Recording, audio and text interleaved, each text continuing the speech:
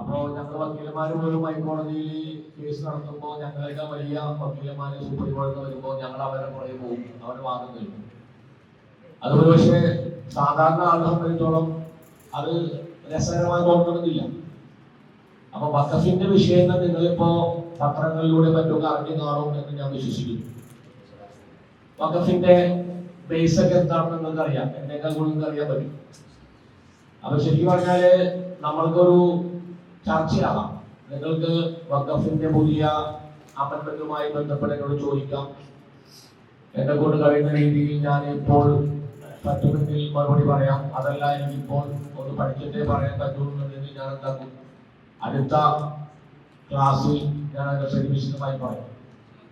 അതുമായി വഖഫ് തന്നെ ആവണമെന്നില്ല. നിങ്ങൾക്ക് നിയമവുമായി ബന്ധപ്പെട്ട് എന്ത് വിഷയത്തിൽ വേണമെങ്കിലും നമുക്ക് എന്താക്കാം, ചർച്ച ചെയ്യാം.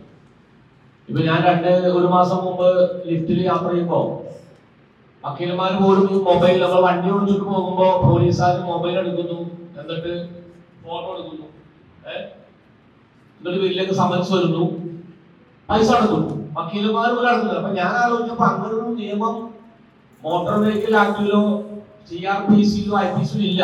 ഒരു പോലീസുകാരൻ മൊബൈലുമായി നിൽക്കുന്നു, ഫോട്ടോ എടുക്കുന്നു. അപ്പൊ ഞാൻ വക്കീലന്മാരോട് പറഞ്ഞു, നിങ്ങൾ എന്തിനാണ് പൈസ അടക്കുന്നത്? അങ്ങനെ ഞങ്ങൾ സംസാരിച്ചു. 2 ആഴ്ച കഴിഞ്ഞപ്പോ അതേപോലത്തെ ഒരു കേസ് നമ്മുടെ ഹൈക്കോടതി റദ്ദാക്കി. അപ്പൊ ശരിക്കും പറഞ്ഞാൽ ഇവിടെ ഏത് വിഷയം നടക്കുന്നുണ്ടെങ്കിലും അതിനൊരു നിയമ പ്രൊസീജിയർ ഉണ്ട്, അതായത് ഒരു നടപടിക്രമങ്ങളുണ്ട്.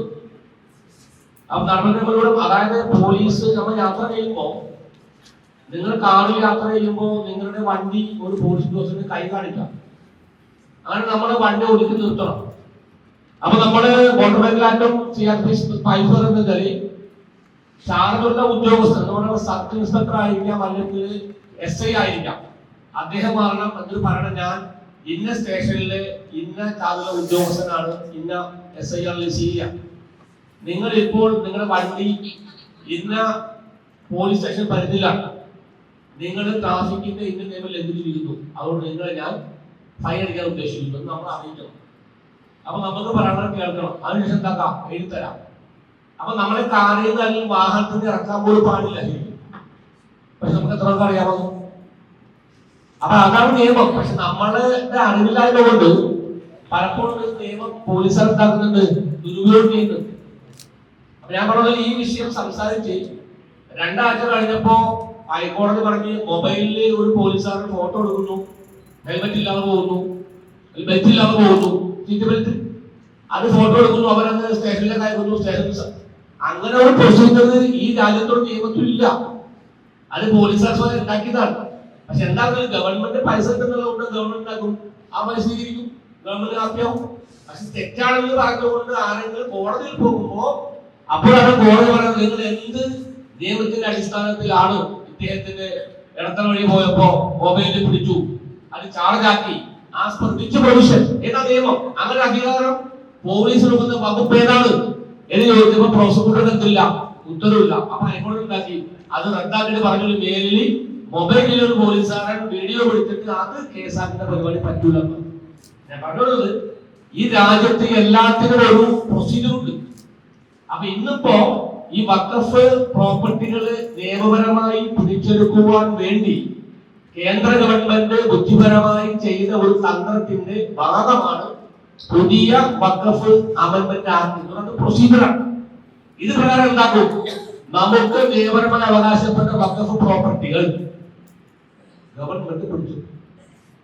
നാളെ ഇടത്തല ഈ അറബി കോളേജും പള്ളിയൊക്കെ തർക്കഭൂമിയാണെന്ന് പറഞ്ഞുകൊണ്ട് എറണാകുളം ജില്ലാ കളക്ടർ പരാതി കൊടുത്താൽ, ആ പരാതി കൊടുക്കുന്ന സമയം മുതൽ എന്താവും, ഇത് വഖഫ് പ്രോപ്പർട്ടി അല്ലാതാവും.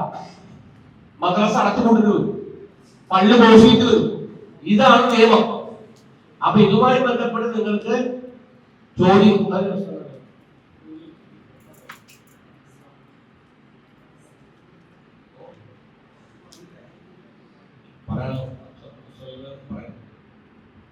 ഈ നിയമം ശരിക്കും പറഞ്ഞാൽ വഖഫ് വർഷങ്ങൾക്ക് മുമ്പ്, കാലങ്ങൾക്ക് മുമ്പുള്ള ഒരു നിയമം ബ്രിട്ടീഷർ കാലം മുതലുണ്ട്. അതിനുശേഷം ഈ നിയമം അതിന്റെ സമയാസമയങ്ങളിൽ പരിഷ്കരിച്ച് ഏറ്റവും പുതിയ വഖഫ് ആക്ട് പ്രകാരം വഖഫ് പ്രോപ്പർട്ടി വളരെ കാര്യക്ഷമമായ രീതിയിൽ സംരക്ഷിക്കുവാൻ വേണ്ടിയുള്ള എല്ലാ നിയമ നിർമ്മാണങ്ങളും കേന്ദ്ര ഗവൺമെന്റ് നടത്തി വരുന്നു. ഏറ്റവും അവസാനം മൻമോഹൻ സിംഗ് ഗവൺമെന്റ് നടത്തി. ഈ രാജ്യത്ത് ലക്ഷക്കണക്കിന് ഏക്കർ സ്ഥലങ്ങളും കോടാനുകോടി പ്രോപ്പർട്ടി വസ്തുക്കളും ഈ രാജ്യത്തുണ്ട്. ഇതെല്ലാം വഖഫ് പ്രോപ്പർട്ടിയാണ്. ഈ വഖഫ് പ്രോപ്പർട്ടി അറിയാം. വഖഫ് പ്രോപ്പർട്ടി ഉപയോഗിക്കപ്പെടുന്നത് എന്തിനു വേണ്ടിയാണ്? ഇത് ഉമ്മത്തിന്റെ സമഗ്രമായ പുരോഗതിക്ക് വേണ്ടി മതപരമായും സാമൂഹികമായും സാംസ്കാരികമായും വിദ്യാഭ്യാസപരമായുമുള്ള മുഴുവൻ പുരോഗതിക്ക് വേണ്ടി ഉപയോഗിക്കാൻ വേണ്ടി ഫോർ ദ സേക്ക് ഓഫ് അള്ളാഹ്ക്ക് വേണ്ടി കൊടുക്കുന്ന പ്രോപ്പർട്ടി നമുക്ക് അറിയാം. ഇത് പുതിയ അമെന്റ്മെന്റ് പ്രകാരം ഏറ്റവും അപകടകരമായ സംഭവം വെച്ചാൽ ഒരു വഖഫ് പ്രോപ്പർട്ടി രണ്ട് മൂന്ന് തരമുണ്ട്. ഒരെണ്ണം എന്ന് വെച്ചാൽ ഒരു പള്ളി അല്ലെങ്കിൽ ഒരു സ്ഥലം ഒരു 10-50 വർഷമായി ആൾ നമസ്കരിച്ചുകൊണ്ടിരിക്കും. അതിന് ആധാരമില്ല. അത് ആര് വഖഫ് ചെയ്യുന്ന തെളിവില്ല. പക്ഷെ നമുക്ക് ഓർമ്മയുള്ള മുതൽ ആ റോഡ് സൈഡിൽ ഒരു സ്ഥലമുണ്ട്, അവിടെ പള്ളിയുണ്ട്, ആ പള്ളി നമസ്കരിച്ചുകൊണ്ടേയിരിക്കുന്നു. അപ്പൊ അത് വഖഫ് ബൈ യൂസർ, അതായത് ഉപയോഗത്താൽ വഖഫായ പറമ്പാണ്. അതിന് ആധാരമില്ല, ആരും കൊടുക്കുന്നറിയില്ല, ആരൊക്കെ കൊടുത്തു. നമ്മൾക്ക് ഓർമ്മയുള്ളപ്പോൾ എന്താക്കും, അത് വഖഫ് പ്രോപ്പർട്ടിയായി ഉപയോഗിച്ചു. നമ്മൾ വഖഫ് ബൈ യൂസർ. ഇങ്ങനെയാണ് ശരിക്കും പറഞ്ഞാൽ ഡൽഹിയിലെ ഇന്ത്യയിലെ ഒരു ഭൂരിപക്ഷ പ്രദേശങ്ങളിലും ഡൽഹി ജുമാ മസ്ജിദ് അടക്കം കുത്തബ് മീനാർ ചെങ്കോട്ട അടക്കമുള്ള പ്രദേശങ്ങൾ ഇത് വർഷങ്ങളായി അതിന്റെ പ്രദേശങ്ങൾ പള്ളിയുമായി അല്ലെങ്കിൽ വഖഫ് ഉപയോഗിച്ചുകൊണ്ടിരിക്കുക. അത് വഖഫ് ബൈ യൂസറാണ്. അപ്പൊ ഇതിനെ പറ്റി ആധാരം വേണ്ട. ഇത് ഉപയോഗിച്ചുകൊണ്ടിരിക്കുകയാണെന്ന് ഒരു ഏരിയയിലെ മുസ്ലിങ്ങൾ കോടതിയിൽ പോയി മൊഴി കൊടുത്താൽ അത് വഖഫായി. പുതിയ നിയമപ്രകാരം അത് പറ്റൂല.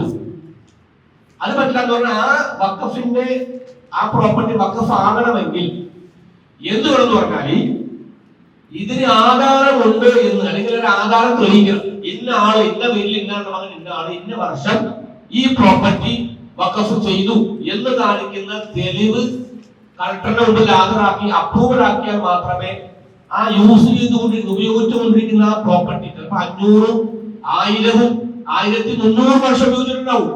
എന്നാലും അതിന് നേരത്തെ ഉണ്ടാകുന്ന നിയമത്തിന്റെ വഖഫ് ബൈ യൂസർ എന്ന നിയമത്തിന്റെ പ്രാബല്യം, അതിന്റെ ബെനിഫിറ്റ് കിട്ടൂല. ഏറ്റവും അപകടകരമായ വകുപ്പാണ്. രണ്ടാമത്തെന്ന് വെച്ചാല് ഒരു ദാമോദരൻ ചേട്ടൻ വിചാരിച്ചു ഇസ്ലാം നല്ല മതമാണ്, കുറെ നല്ല കാര്യം ചെയ്യുന്നത്. അപ്പൊ എന്താക്കാം, മരിക്കുന്നതിന് മുമ്പ് ഏതൊരു 5 ഏക്കർ സ്ഥലം പള്ളിക്ക് കൊടുക്കാം, അല്ലെങ്കിൽ വഖഫ് ചെയ്യാമെന്ന് ദാമോദരൻ ചേട്ടനോട് ജോസഫ് വിചാരിച്ചു. അത് നടക്കില്ല. എന്താ കാരണം? നിയമത്തിൽ പറഞ്ഞാൽ ഒരാള് 5 വർഷം മുസ്ലിം പ്രാക്ടീസിംഗ് മുസ്ലിം ആയിരുന്നു, മുസ്ലിം ഇസ്ലാമിന്റെ നിയമനിബന്ധനകൾ അനുസരിച്ച് കണ്ടിന്യൂസ് ആയ 5 വർഷം ജീവിക്കുന്ന ഒരാൾക്ക് 5 വർഷം കഴിഞ്ഞ് 6ാമത്തെ വർഷമേ അവന്റെ പ്രോപ്പർട്ടി ഉണ്ടാക്കാൻ പറ്റുള്ളൂ, അള്ളാഹ് കൊണ്ട് കൊടുക്കാൻ പറ്റും. അപ്പൊ 2 പ്രശ്നമുള്ളൂ. ഒന്നാമത്തത് അങ്ങനെ ഒരാള് ഒരു റെസ്ട്രിക്ഷൻ വെക്കുന്നു. രണ്ടാമത്തത് ഇപ്പൊ ഒരു മൗലവിയായിരിക്കുക, ഒരു ഇസ്ലാമിക പണ്ഡിതനാണ്. എല്ലാ ഇസ്ലാമിക ചിന്തകളും പുറത്തും അകത്തും സ്വഭാവപരമായിട്ടും വിവാദത്തിന്റെ വിഷയത്തിലും എല്ലാം മൂപ്പരുടെ സ്ഥലം വഖഫ് ചെയ്യും. അപ്പൊ ഒരാൾ പറഞ്ഞത് ഇല്ല, ഇയാൾ പ്രാക്ടീസ് മുസ്ലിം അല്ല എന്ന് പറഞ്ഞ എന്ത് ചെയ്യും? അത് കഴിയും. അപ്പൊ എന്ന് പറഞ്ഞാൽ കറക്റ്റ് ആയിട്ട് മുഅ്മിനായി മുസ്ലിമായി ജീവിക്കുന്ന ഒരു ഇന്ത്യൻ പൗരന് പോലും പ്രോപ്പർട്ടി ചെയ്യാൻ പറ്റൂല, വഖഫ് ചെയ്യാം. കാരണം പ്രാക്ടീസ്. അപ്പൊ പ്രാക്ടീസ് മുസ്ലിമാണ് ആരാണ്, ആര് തീരുമാനിക്കും? ഞാനൊരു പ്രാക്ടീസ് മുസ്ലിമാണ് എന്ന് ആരാ തീരുമാനിക്കുന്നത്? സ്വാഭാവികമായും ഗവൺമെന്റിന്റെ ഉദ്യോഗസ്ഥന്മാരായിരിക്കും. അപ്പൊ ഗവൺമെന്റ് ഉദ്യോഗസ്ഥന്മാർ എപ്പോഴും എന്തായിരിക്കും? ഗവൺമെന്റിന്റെ താല്പര്യങ്ങളെ സംരക്ഷിക്കുന്ന വിഷയത്തിലാണ് ശ്രദ്ധിക്കുന്നത്. അപ്പൊ അവരെന്ത് പറയും? ഇല്ല, ഈ ഉസ്താദ് പ്രാക്ടീസ് മുസ്ലിം അല്ല. അദ്ദേഹം കഴിഞ്ഞ ദിവസം ട്രെയിനിൽ, ഞാൻ വെള്ളിയാഴ്ച ഉച്ചക്ക് ട്രെയിനിൽ വെച്ച് കണ്ടു. അപ്പൊ എന്താക്കി? അപ്പൊ അത് തെളിവാതെ പ്രാക്ടീസ് എന്ന് വരെ സംഭവിക്കാം. അത് ഉലമാക്കൾക്ക് പോലും, അതായത് മുസ്ലിമായി പ്രാക്ടീസ് ചെയ്യുന്ന നല്ല മുസ്ലിമിന് പോലും പ്രോപ്പർട്ടി ഉണ്ടാക്കാൻ പറ്റില്ല, വഖഫ് ചെയ്യാൻ പറ്റില്ല. രണ്ടാമത്തെ അപകടം. മൂന്നാമത്തെ ഇതിന്റെ കുഴപ്പമില്ല. ഇതിൽ നിങ്ങൾ ശ്രദ്ധിക്കുന്നത് ഇന്ത്യയിൽ നിയമമുണ്ട്. ഇപ്പൊ ഇതെന്റെ മൊബൈലാണ്. എന്റെ മൊബൈലാണെങ്കിൽ ഇതെനിക്ക് ഓണർഷിപ്പ് ഉണ്ട്, പൊസിഷൻ ഉണ്ട്. എന്ന് പറഞ്ഞാൽ എനിക്ക് എന്റെ കൈവശാവകാശമുണ്ട്, ഉടമസ്ഥാവകാശമുണ്ട്. ഇത് രണ്ടും ഉണ്ടായിരിക്കെ എനിക്ക് ഈ സാധനം ഈ രാജ്യത്ത് എനിക്ക് ഇഷ്ടമുള്ള കൊടുക്കാം. അതൊക്കെ അറിയാൻ പാടില്ല. മനസ്സിലായോ? ഇപ്പൊ എന്റെ മൊബൈലാണെങ്കിൽ ഇത് എന്റേതാണ്, എന്റെ ഓണർഷിപ്പ് ഉണ്ട്, എന്റെ കൈവശം ഉണ്ടെങ്കിൽ ഈ സാധനം എനിക്ക് ഇഷ്ടമുള്ളത് കൊടുക്കാം. അത് CPCയുടെ ഫണ്ടമെന്റലാണ്. പക്ഷെ ആ ഫണ്ടമെന്റലായ നിയമം പോലും എന്റെ സ്വന്തം സ്ഥലം ഒരാൾക്ക് കൊടുക്കാൻ പാടില്ല. അങ്ങനെ കൊടുക്കണമെങ്കിൽ ഞാൻ എന്താക്കണം? 5 കൊല്ലം മുസ്ലിമായി ജീവിക്കണം. അപ്പൊ ഇത് ശരിക്കും പറഞ്ഞാൽ അതാണ് പറഞ്ഞത്, ഭരണഘടനയുടെ അതായത് 300 എന്ന് പറഞ്ഞ വകുപ്പുണ്ട് ആർട്ടിക്കിൾ. ഇത് നമുക്ക് പ്രോപ്പർട്ടി റൈറ്റ് ആണ്. അതായത് പ്രോപ്പർട്ടി പറമ്പില്ലേ, സ്ഥലമില്ലേ, ഇത് നമ്മുടെ ഫണ്ടമെന്റൽ റൈറ്റ് ആയി. എന്ന് പറഞ്ഞാൽ മൗലികാവകാശം വരുന്നു. എന്റെ പ്രോപ്പർട്ടിയിൽ ഗവൺമെന്റോ അല്ലെങ്കിൽ അർദ്ധ ഗവൺമെന്റോ മുനിസിപ്പാലിറ്റിയോ പഞ്ചായത്തോ തൊടാൻ പാടില്ല. അങ്ങനെ വന്നപ്പോ നമ്മുടെ നാട്ടിൽ വികസനം നടന്നില്ല. റോഡ് വീതി ഉള്ളൂ അല്ലെ, സ്വാഭാവികം എന്ത് വേണ്ട എന്റെ പ്രോപ്പർട്ടി എടുക്കണം. അപ്പൊ അങ്ങനെ റോഡ് വീതി ഉണ്ടാവുമ്പോൾ പഞ്ചായത്തോ PWD വരുമ്പോ ഞാൻ കോടതി. അപ്പൊ കോടതി എന്ത് പറയും? റഫീഖിന്റെ പറമ്പ് അവന്റെ മൗലിക അവകാശമാണ്, അതുകൊണ്ട് ഡോണ്ട് ടച്ച്, തൊടാൻ പാടില്ല. അപ്പൊ റോഡ് പണി അവകാശമില്ല. ഇങ്ങനെ വികസനം, ഇന്ത്യയിൽ വികസനം തകർന്നു പോയപ്പോ, അല്ലെങ്കിൽ ഇവിടെ ബ്രിഡ്ജുകളുള്ള, പാലങ്ങൾ വേണം, അണക്കെട്ടുകൾ വേണം, റോഡുകൾ വേണം, അപ്പൊ അതെല്ലാം തടഞ്ഞു.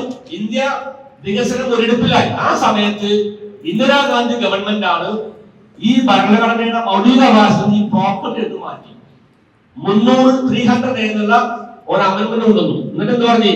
ഇനി മുതൽ നിങ്ങളുടെ പറമ്പ്, സ്ഥലങ്ങൾ നിങ്ങൾക്ക് ഫണ്ടമെന്റൽ റൈറ്റ് അല്ല, എന്താണ് നിങ്ങളുടെ പ്രൊവിഷണൽ റൈറ്റ് ആയി. അതായത് ആ ഫണ്ടമെന്റൽ റൈറ്റ് എടുത്ത് മാറ്റിയിട്ട് അത് സ്റ്റാൻഡേർഡ് റൈറ്റ് ആക്കി മാറ്റി. എന്ന് പറഞ്ഞാൽ ഗവൺമെന്റിന് പ്രൊസീജിയർ എസ്റ്റാബ്ലിഷ്, അതായത് നിയമപരമായ ഒരു നടപടിക്രമങ്ങളുടെ ഭാഗമായി നിങ്ങൾക്ക് നഷ്ടപരിഹാരം തന്നിട്ട് നിങ്ങളുടെ സ്ഥലം ഗവൺമെന്റിന് വഴിവിടാൻ കഴിയില്ല, ഗവൺമെന്റിന് എടുക്കാം എന്ന് നിയമമുണ്ട്. മനസ്സിലായി പറഞ്ഞു? അങ്ങനെയാണ് മൗലിക അവകാശം, ജീവിക്കുവാനും സ്വസ്ഥമായി നടക്കുവാനും സഞ്ചരിക്കാനുള്ള അവകാശപ്പെട്ട ഒരു അവകാശമായിരുന്നു പ്രോപ്പർട്ടി റൈറ്റ്. അത് തട്ടി മാറ്റി. അങ്ങനെയാണ് 300 എന്ന് സാധനം. അപ്പൊ എന്തായി? ഈ പറമ്പിന്റെ അവകാശം നമുക്ക് സ്റ്റാറ്റ്യൂട്ടറി റൈറ്റ് ആയി മാറി. എന്ന് പറഞ്ഞാൽ ഈ സാധനം എനിക്ക് ആദ്യം കൊടുക്കാം, പക്ഷെ പുതിയ വഖഫ് നിയമം പറയുന്നത് നിന്റെ പറമ്പാണോ, നീ ആർക്ക് വേണമെങ്കിലും കൊടുത്തോ, പക്ഷെ നീ വഖഫിന് കൊടുക്കാൻ പാടില്ല. വഖഫിന് കൊടുക്കുന്നത് എന്താക്കണം? നീ 5 വർഷം പ്രാക്ടീസ് മുസ്ലിമായി ജീവിക്കണം. ഇതാണ് പറയുന്നത്. അപ്പൊ നിങ്ങൾ ഈ നിയമം വഖഫിനെ സംരക്ഷിക്കുവാൻ വേണ്ടിയാണോ അല്ലെങ്കിൽ നശിപ്പിക്കാൻ വേണ്ടിയാണോ? ഒരു കൂട്ടിൽ കുറെ കോഴികളുണ്ട്, എന്നിട്ട് ആ കോഴിയുടെ സംരക്ഷണം ആരെ ഏൽപ്പിച്ച് ഒരു 2-3 കുടുംബക്കാരെ എങ്ങനെ ഉണ്ടാവും? മനസ്സിലായ? ഇതാണ് ഇപ്പോ വഖഫ് ഗവൺമെന്റ് പറയുന്നത്, ഞങ്ങൾ വഖഫിനെ സംരക്ഷിക്കാൻ വേണ്ടിയാണ് എന്നാ പറയുന്നത്. അപ്പൊ സംരക്ഷിക്കാൻ വേണ്ടിയാ. ഇനി മൂന്നാമത്തത് നമുക്കറിയാം, ഇതൊരു വഖഫ് പ്രോപ്പർട്ടി എന്ന് വിചാരിക്കാം. ഗുജറാത്തിൽ നിന്ന് ഒരാൾ അല്ലെങ്കിൽ ബംഗാളിൽ ഒരാളെ ഇവർ പഠിച്ചു വന്നു, ഒരു പണിയൊക്കെ വാങ്ങി വാങ്ങി പോയി. ഇത് വഖഫല്ലല്ലോ, അത് ബംഗാളിലുള്ള ഒരാളാണ്, എന്തെങ്കിലും പേര് മണ്ട എന്തൊരാളാണ്, അത് തോന്നിയത് ഇത് പ്രോപ്പർട്ടി. അല്ലെങ്കിൽ ഇബ്രാഹിം തല്ലോടിച്ചിരിക്കാം പൈസയുടെ പേരിൽ 1000 രൂപ ചോദിച്ച്, 1000 രൂപ ചോദിച്ച് തർക്കോടെ ചോദിക്കാം പള്ളിയാണ് ബന്ധപ്പെട്ട്. ഒരു കണ്ടു പറയാനുണ്ട്, ഞാൻ നിങ്ങൾക്ക് പണിക്ക് പോയി, ഞാൻ നോട്ടത്തിൽ എനിക്ക് എന്തായില്ല, അതൊരു വഖഫ് പ്രോപ്പർട്ടി തോന്നിയില്ല എന്നൊരു പരാതി കൊടുത്താൽ ആ നിമിഷം മുതൽ ഈ കാണുന്ന വിപുലമായ സംവിധാനങ്ങൾ എന്താവും? വഖഫ് അല്ലാതാവും. കളക്ടർ ഒരു തീരുമാനം എടുക്കുന്നത് വരെ ലോകത്ത് എവിടെ നീങ്ങില്ല.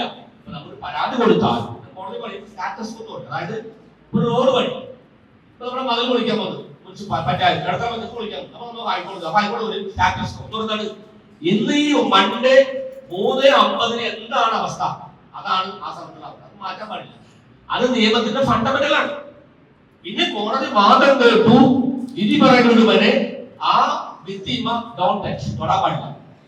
ആണ് നിയമം. പക്ഷെ ഇത് നേരെ എതിരാണ്. ഇന്ത്യയിലെ വക്കീലന്മാർക്കോ നിയമം ഉണ്ടാക്കുന്നവർക്കോ ഇതുവരെ കേട്ട് കേൾവിയില്ലാത്ത രീതിയിൽ ഒരു പരാതി കൊടുത്താൽ ഡേറ്റ് ഓഫ് കംപ്ലൈന്റ് അത് മനസ്സിലായി. അപ്പൊ ഇത് മൂന്നാണ്. കാരണം നമുക്കറിയാം വഖഫ് ബോർഡിലും കൗൺസിലും എന്താണ് മുസ്ലിങ്ങളല്ലാത്ത ആളുകൾ വരണം. അപ്പൊ നമ്മൾ വിചാരിക്കും അപ്പൊ 2-3 മുസ്ലിങ്ങളൊക്കെ വന്നു കുഴപ്പം. പക്ഷെ നോൺ മുസ്ലിംസ് 2 പേര് വന്നു കൊടുക്കുന്നത് ബാക്കി ആളുകൾ മുസ്ലിങ്ങളായിരിക്കണമെന്നില്ല. ഉദാഹരണമായിട്ട് വഖഫിന്റെ മന്ത്രിയുടെ സെക്രട്ടറി, ഇപ്പൊ വഖഫ് മന്ത്രി അമിത്ഷാ എന്ന് വിചാരിക്കാം, അദ്ദേഹത്തിന്റെ സെക്രട്ടറി ആരായിരിക്കും? സ്വാഭാവിക മുസ്ലിം ആയിരിക്കോ? അപ്പൊ അദ്ദേഹം വഖഫ് മെമ്പർ. ഇങ്ങനെ ബോർഡിലും കൗൺസിലും ഗവൺമെന്റിന്റെ നോമിനിയായി വരുന്ന ആളുകൾ മുസ്ലിം ആയിരിക്കണമെന്ന് എവിടെയും പറഞ്ഞില്ല. എന്ന് പറഞ്ഞാൽ 90% അമുസ്ലിങ്ങളായിരിക്കും ബോർഡിൽ വരുന്നത്. അതേസമയം നമുക്കറിയാം ദേവസ്വം ബോർഡിൽ സുപ്രീം കോടതി ചോദിച്ചു, നിങ്ങൾ ദേവസ്വം ബോർഡുകളിൽ നിങ്ങൾ മുസ്ലിങ്ങളെ കയറ്റു. പണ്ട് ഗുരുവായൂർ അമ്പലത്തിലൊരു ആള് ജീപ്പ് അമ്പലത്തിലേക്ക് ഹദിയ കൊടുത്തു, ഒരു ഹിന്ദു സഹോദരൻ. അപ്പൊ ഗൾഫിൽ നിന്ന് കുറച്ച് അത്യാവശ്യം പണം ഉണ്ടാക്കിയ ഒരു മുസ്ലിം ഉണ്ടാക്കി ലേലത്തിൽ പങ്കെടുത്തു. ഒരു ജപ്പാനോ ഫിറോസോ ലേലത്തിൽ പങ്കെടുത്തു. കൂടുതൽ ലേലം പണം ഓഫർ ചെയ്തപ്പോ അദ്ദേഹം ഉണ്ടാക്കി ജപ്പാനിന് ജീപ്പ് കിട്ടി. സ്വാഭാവികം ഹൈക്കോടതി പോയി. എന്നിട്ട് പറഞ്ഞ് അദ്ദേഹത്തിന് ലേലത്തിൽ പങ്കെടുക്കാൻ പാടില്ല. ഇതുപോലെ ദേവസ്വം ബോർഡിന് 1000, 10,000, 3 ലക്ഷം രൂപ ലാഭം കിട്ടുന്ന അത്ര വിളിച്ചു. അപ്പൊ ഒരു മുസ്ലിമായ ആള് ദേവസ്വം ബോർഡിന് ഹദിയ കൊടുത്ത ജീപ്പ് ലേലം വിളിച്ചു. അത് ദേവസ്വം ബോർഡിന്റെ സനാതന മൂല്യങ്ങൾക്ക് എതിരാണെന്ന് പറഞ്ഞുകൊണ്ട് നമ്മൾ ഹൈക്കോടതി പോയി. ഹൈക്കോടതി റദ്ദാക്കി. മനസ്സിലായോ? ദേവസ്വം ബോർഡ് ശരിയാണ് പണ്ടത്തെ വരുന്നത് റദ്ദാക്കി. 2ാമത് ലേലം വിളിച്ച നാട്ടിലാണ് ഈ നിയമം ഉണ്ടായത്. അപ്പൊ ദേവസ്വം ബോർഡിന് ലാഭം കിട്ടുന്ന കാര്യത്തിൽ മുസ്ലിം ആണെങ്കിൽ കൂടി നമ്മളത് നിൽക്കുന്നില്ല. നല്ല കാര്യം. ദേവസ്വം ബോർഡിലെ ജീപ്പ് ജബ്ബാർ സാഹിബ് ലേലം വിളിക്കാൻ പാടില്ല. അതാണ് എന്റെ പോളിസി. ഇതിലൊക്കെ പറയുന്നത് എത്ര ജീപ്പുകളുണ്ട്. നല്ല കാര്യം. അപ്പൊ അവരുടെ നിയമത്തെ ബഹുമാനിക്കുന്നു. ദേവസ്വം ബോർഡിൽ ഹിന്ദുക്കൾ മുസ്ലിങ്ങൾ പാടില്ല. നല്ല കാര്യം. പാടില്ല. കാരണം അവിടുത്തെ അതിന്റെ മൂല്യങ്ങളും അതിന്റെ പൂജാകർമ്മങ്ങളും അതിന്റെ ഒന്നും നമുക്കറിയില്ലല്ലോ. നമുക്കറിയോ? അപ്പം ദേവസ്വം ബോർഡ് മുസ്ലിങ്ങൾ വേണ്ട. പക്ഷെ അങ്ങനെ ഇരിക്കെ വഖഫ് ബോർഡിൽ മുസ്ലിങ്ങളല്ലാത്തവർ വേണമെന്ന് ഒരു ഗവൺമെന്റ് വാശി പിടിക്കുമ്പോ അതിന്റെ അർത്ഥം എന്താ? വഖഫ് ബോർഡ് വഖഫ് പ്രോപ്പർട്ടിയെ അവർക്ക് തോന്നുന്നു ഉപയോഗിക്കും. ഇതൊക്കെയാണ് ഈ പ്രസന്റ് ഇപ്പോൾ നടന്നുകൊണ്ടിരിക്കുന്ന വഖഫ് അമെന്റ്മെന്റിലെ പ്രധാനപ്പെട്ട അപകടങ്ങൾ. അപ്പൊ ഇതുമായി ബന്ധപ്പെട്ട് നിങ്ങൾ കൂടുതൽ പഠിക്കണം, മനസ്സിലാക്കണം. കാരണം നിങ്ങൾ ഭാവിയിൽ മഹല്ലുകൾ അതുപോലെ തന്നെ സമൂഹങ്ങളെ എന്താക്കാനുള്ളതാണ്, ലീഡ് ചെയ്യുന്ന ആളുകളാണ്. അപ്പൊ നിങ്ങൾ ഇതിനെപ്പറ്റി അവയർനെസ് ഉണ്ടാക്കണം. എന്നിട്ട് ഇതിനെപ്പറ്റി പഠിക്കണം. ഇത് സമൂഹത്തിൽ പ്രവർത്തിക്കും. ചോദിക്കാം.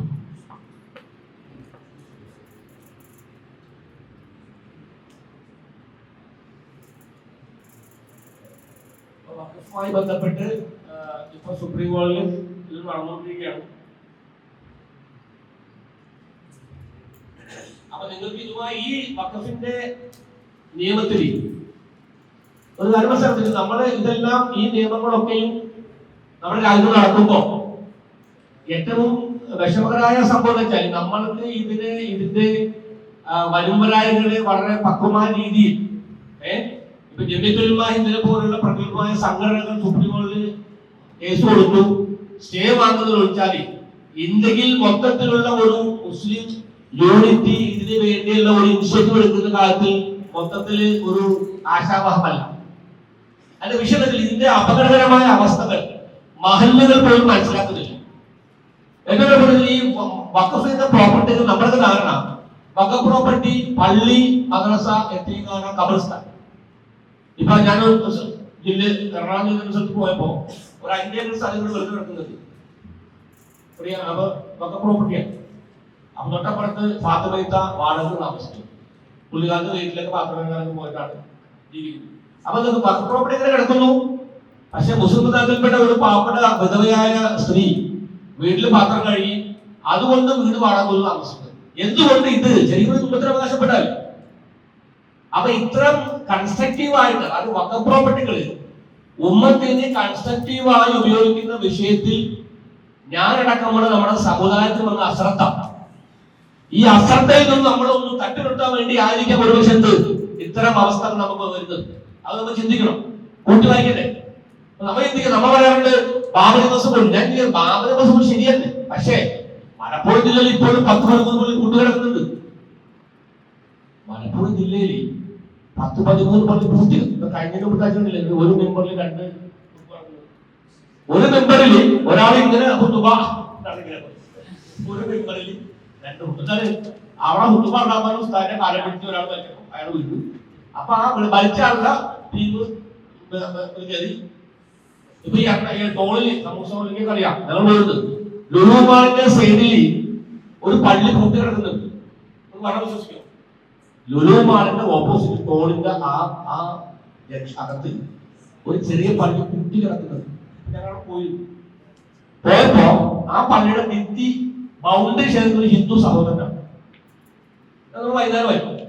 അപ്പൊ അവിടെ നിലവിളക്ക് ആ പള്ളി ഡോർ തുറന്നു കഴിഞ്ഞാല് നേരെ ഹിന്ദുവിന്റെ ഭിത്തിയാണ്, നമ്മുടെ കോമ്പൗണ്ട് വാണ്ട ഭിത്തിയാണ്. അവിടെ നിലവിളക്ക് ചെന്നു. ഈ നിലവിളക്ക് വിളക്ക് ചെന്നു. അപ്പൊ ഡോർ തുറന്ന് നേരെ മെഹ്റാബിൽ നമ്മൾ കാണാം. ഞങ്ങളെ ചെന്നു, പള്ളി തുറക്കാൻ പറ്റി. ചോദിച്ചപ്പോ പറഞ്ഞു ആരും വരാറില്ല. ആരും വരുന്നത് ആരും വരുന്നില്ല. അപ്പൊ ആരും അടുത്ത് വരുന്നത്. അപ്പോൾ ആ ഹിന്ദു സഹോദരൻ പറഞ്ഞു എന്റെ മകളാണ്. പിന്നെ പറഞ്ഞ് ഞങ്ങള് സദ്യ ആവുമ്പോ ഇവിടെ വിളക്ക് കത്തിച്ചു നോക്കും. അതിനൊരു പറഞ്ഞ് ഇത് ദൈവത്തിന്റെ ആലയമില്ല, ഭഗവാന്റെ ആലയമില്ല. അപ്പൊ പ്രാർത്ഥന നടന്നില്ലെങ്കിൽ ഈ പ്രദേശത്ത് ഭഗവാന്റെ കോപം ഉണ്ടാകാതിരിക്കാൻ വേണ്ടി ഞങ്ങൾ ആലോചിക്കുന്നത്. അതാണ് ഹിന്ദുവിന്റെ സംസ്കാരം. അപ്പൊ ഭഗവാന്റെ കോപം എവിടെയാണിത്? ഇത് പട്ടിക്കാടൊന്നുമല്ല, ഈ ഇടപ്പള്ളിയിലാണ്. എന്റെ സമൂഹങ്ങളുടെ വീട്ടിൽ നിന്നും 4 കിലോമീറ്റർ ദൂരമുള്ളൂ. അവിടെ അങ്ങനത്തെ ഈ പുള്ളിക്ക് ഭഗവാന്റെ കോപം ഇല്ലാതിരിക്കാൻ വേണ്ടി ഞങ്ങൾ നിലവിളക്ക് ഞങ്ങൾ കണ്ട കാര്യം പറഞ്ഞു. അപ്പൊ ഇത് ആലോചിക്കേ. അപ്പൊ ഞാൻ പറഞ്ഞതിൽ അപ്പൊ അത് ശരിക്കും പറഞ്ഞാൽ നമ്മളുടെ പ്രോപ്പർട്ടികൾ കൺസ്ട്രക്റ്റീവായി ഉപയോഗിക്കുന്ന വിഷയത്തിൽ നമുക്ക് പലപ്പോഴും സംഭവിക്കുന്നുണ്ട്. നമുക്ക് കിട്ടുന്ന സ്വാതന്ത്ര്യം ഇപ്പൊ ഞാൻ പലപ്പോഴും പറയാറുണ്ട് ഇതൊക്കെ ശരി തന്നെയാണ്. പക്ഷെ ഇതൊക്കെ ആണെങ്കിൽ കൂടി ഇപ്പൊ സൗദി അറേബ്യയിൽ നമ്മൾ പോയി താമസിച്ച് സുബി പള്ളിയിൽ കയറി സുബിസ്കാരം കഴിഞ്ഞ് സലാം കഴിഞ്ഞ് ദുആക്ക് കഴിഞ്ഞ് ദിക്ർ പൂർത്തിയാക്കുമ്പോ അവിടുത്തെ മൗലവി വരും. ഹലോ അറിയിപ്പോ അല്ല അത് ദിക്ർ നോ സമയമുണ്ട്, പള്ളി നടക്കോ, പള്ളിയിൽ നടക്കോടാ എന്താ കാരണം രാജഭരണോ. പക്ഷെ നമുക്ക് ഇന്ത്യയിൽ മദ്രസ ഉണ്ടാക്കാം, നിബന്ധന ഘോഷയാത്ര നടത്താം, റാത്തി നടത്താം, മൗലൂദ് നടത്താം, നിബന്ധന ഘോഷയാത്ര ആരും പിടിക്കാൻ പറ്റില്ല. നമ്മുടെ മെമ്പറിൽ കയറിയിട്ട് നമുക്ക് പ്രൈം മിനിസ്റ്റർ ചീത്ത പറയാം, അറസ്റ്റ് ചെയ്യാൻ പറ്റുമോ? ഒരിക്കലുമില്ല. പക്ഷെ സൗദിയിൽ പോയി ഒരു മെമ്പറിൽ കയറിയിട്ട് അവരെ ശരീഫ് പറഞ്ഞില്ലെങ്കിൽ ആ മൂല്യാനെ അറസ്റ്റ് ചെയ്യും. ഞാൻ പറഞ്ഞത് ഇന്ത്യയിലുള്ള ഇത് നെഗറ്റീവ് പറയുമ്പോൾ തന്നെ നമ്മൾ എന്താക്കണം? ഇന്ത്യ ഭരണഘടന, ഇന്ത്യയുടെ ഭരണഘടനയും ഈ സംവിധാനവും നമുക്ക് തരുന്ന സ്വാർത്ഥമാണ് അനുഭവിക്കുന്നത്. അത് മനസ്സിലാക്കണം. അപ്പൊ നമ്മൾ ശരിക്കും പറഞ്ഞ ഫൈറ്റിന് ആരുമായിട്ടാണ്? ഇന്ത്യയുടെ ഗവൺമെന്റിന്റെ മുസ്ലിം വിരുദ്ധ സമീപനവുമായിട്ടായിരിക്കും. പക്ഷെ ഇന്ത്യയിൽ നമുക്ക് ഇന്നും മദ്രസ ഉണ്ടാക്കാം, പള്ളി ഉണ്ടാക്കാം, ദൈവത്തിന് ഘോഷയാത്ര നടത്താം, രാത്രി ഒരു കുഴപ്പമില്ല, പറ്റുമോ? നമുക്കിപ്പോ ജമാഅത്ത് നമ്മുടെ ഇഷ്ടംപോലെ സ്ഥലത്ത് വന്നിരിക്കുന്നു. പറ്റുമോ?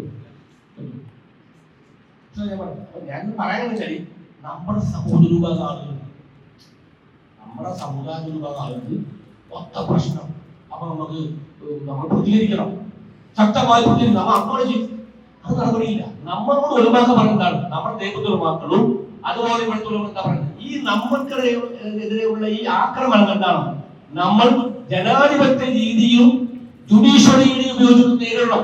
ശരിയല്ലേ? അതുകൊണ്ടാണ് ജമത്തുൽ ഈ ആക്ടത്തെ ഈ ഗവൺമെന്റിന്റെയും അമൻമെന്റിൽ രാഷ്ട്രപതി ഒപ്പുവെച്ചു. അതിന്റെ മഷി തുടങ്ങുന്നതിന് മുമ്പ് വളരെ മഹാത്മാഗാന്ധി രാഷ്ട്രപതി ഉണ്ടാക്കി സുപ്രീം കോടതി പോയി. അപ്പൊ നമ്മുടെ ഉലമാക്കളുടെ സമീപനതാണ്. നമ്മൾ അതിനു വേണ്ടി പരിശ്രമിക്കണം. നിങ്ങൾക്കറിയോ, നിങ്ങൾ ഗൂഗിളിൽ അടിച്ചു നോക്കുക, നമ്മുടെ ഉലമാക്കളെ പോലെ പരിശ്രമില്ല.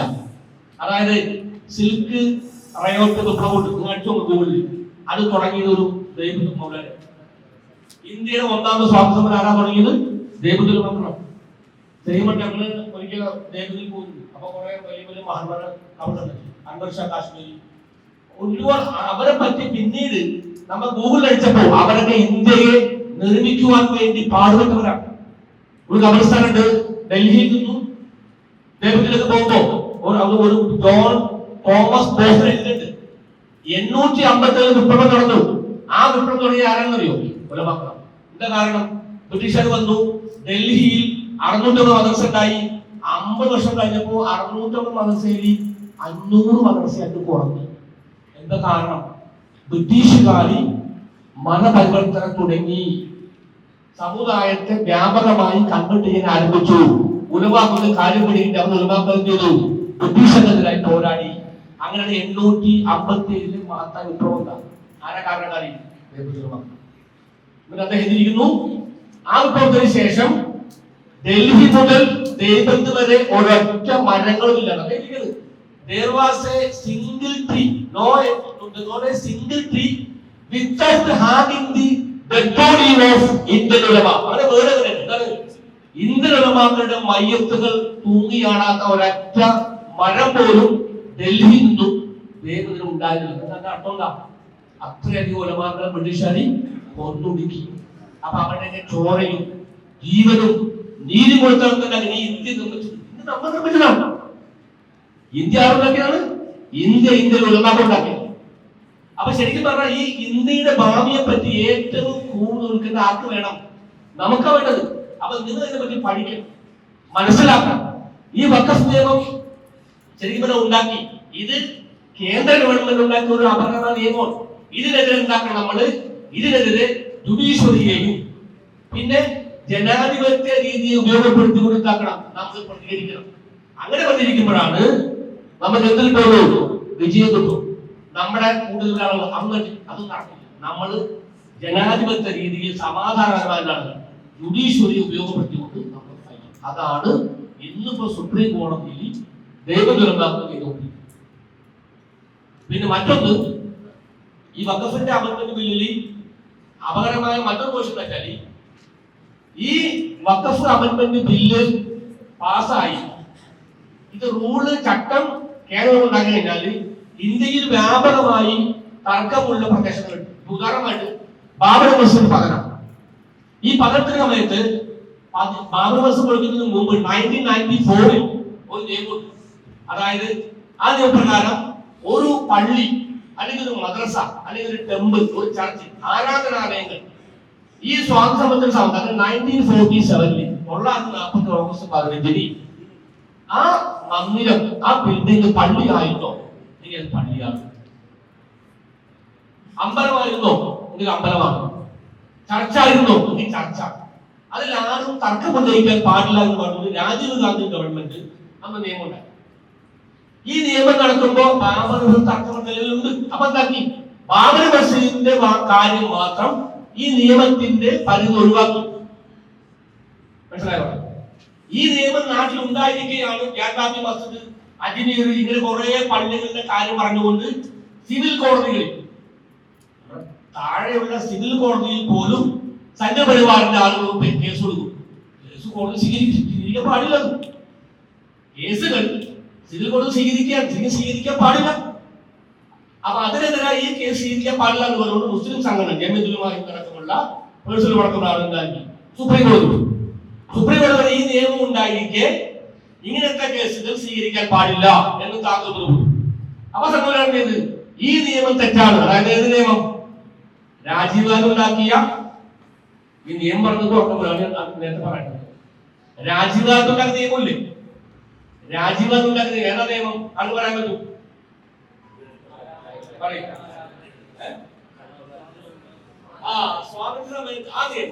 ആ നിയമം അതായത് ഗാൻബാബി മസ്ജിദ്, മാപ്പി മസ്ജിദുകളുടെയൊക്കെ സ്റ്റാറ്റസ് കളഞ്ഞതുകൊണ്ട് സിവിൽ കോടതികളിൽ കേസ് കൊടുത്തപ്പോ ഈ നിയമത്തിന്റെ വെളിച്ചത്തിൽ ലൈറ്റ് ഓഫ് ദാറ്റ് ലോ ഈ സിവിൽ കോടതി നിയമം എടുക്കാൻ പാടില്ല എന്ന് പറഞ്ഞുകൊണ്ട് ജമിയത്തുലമാ പോയപ്പോ ഇവർ ചെയ്തു, സുപ്രീം കോടതി ബന്ധോടി ഏത് നിയമത്തിന്റെ പരീക്ഷയാണ് മുസ്ലിങ്ങൾ ആവശ്യപ്പെടുന്നത് ആ നിയമം പോലും തെറ്റായെന്ന് പ്രഖ്യാപിക്കണമെന്ന് പറഞ്ഞുകൊണ്ട്, മനസ്സിലായോ? സംഘടന സുപ്രീം കോടതി. അപ്പൊ ആ കേസാണ് പെൻഡിംഗ് ആണ്. അപ്പൊ ഇനി നമുക്ക് പറയാൻ പറ്റില്ല. ഇത് പറയുമ്പോ അവർ അത് പെൻഡിംഗ് ആണ്, അവന് പെൻഡിംഗ് കേസ് പറയാൻ പറ്റില്ല. അപ്പൊ ഇത്രയും ബുദ്ധിപരമായിട്ട് എന്താണ് ഇവര് നീങ്ങുമ്പോ നമ്മൾ ഒരു മെമ്പർമ കയറി ഇത്ര പ്രീപ്ലാന്റായിട്ട് നടന്നുകൊണ്ടിരിക്കുന്നത്, ഇത്ര പ്രീപ്ലാന്റായിട്ട് അവർ ഇങ്ങനെ 1 by 1 ആയിട്ട് റാലിറ്റി നടത്തുമ്പോ നമ്മുടെ പള്ളികളിൽ ഒരു മെമ്പർമ 2 ഉസ്താദ്മാരെ ചോദിക്കുന്നത്. അപ്പൊ ഞാൻ പറഞ്ഞത് ഈ നിയമത്തിൽ നിങ്ങൾ പഠിക്കണം, മനസ്സിലാക്കണം. പിന്നെ അതോടൊപ്പം ഇന്ത്യ ഗവൺമെന്റ് നമുക്ക് സ്വാതന്ത്ര്യം നിങ്ങൾ അവരായി. അപ്പൊ ഇത്രയുമാണ് ഈ വഖഫുമായി ബന്ധപ്പെട്ട് പറയാനുള്ളത്. ഒരു തെറ്റിപ്പെടുത്തിക്കൊണ്ട് കാര്യമില്ല, ഇതാണ് എന്റെ കറക്ഷൻ. പിന്നെ ഇതുമായി ബന്ധപ്പെട്ട് ചോദിക്കാറുണ്ട്, ചോദിക്കാം, നമുക്ക് ഡിസ്കസ് ചെയ്യാം.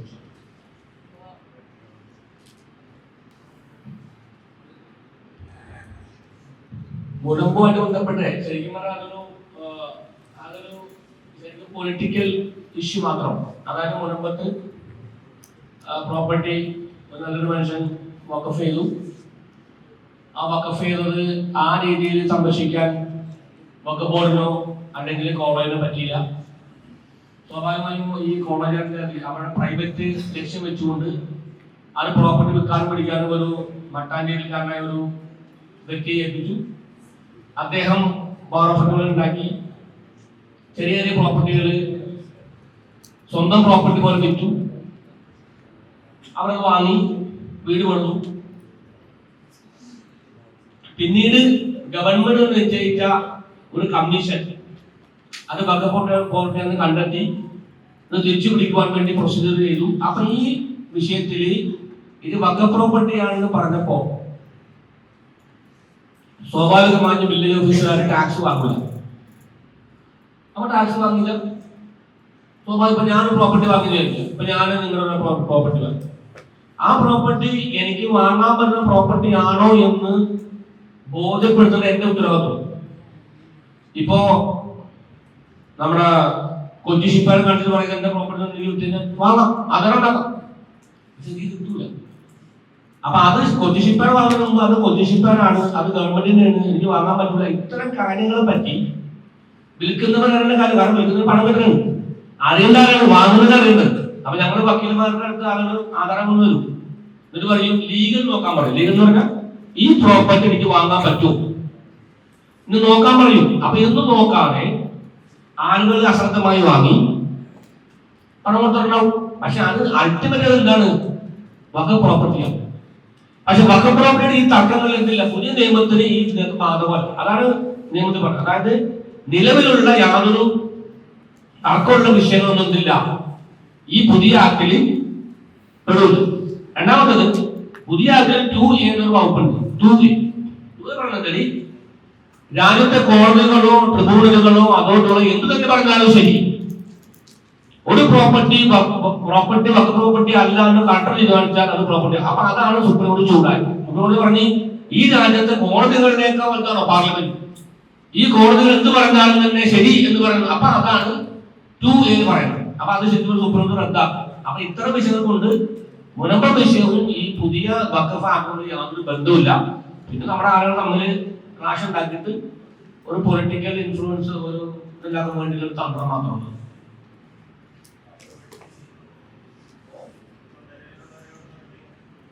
അത് തീർച്ചയായിട്ടും ഒഴിഞ്ഞു പോകണം. കാരണം നിയമപരമായിട്ട് നീങ്ങിയാലോ ഒഴിഞ്ഞു പോകേണ്ടതാണ്.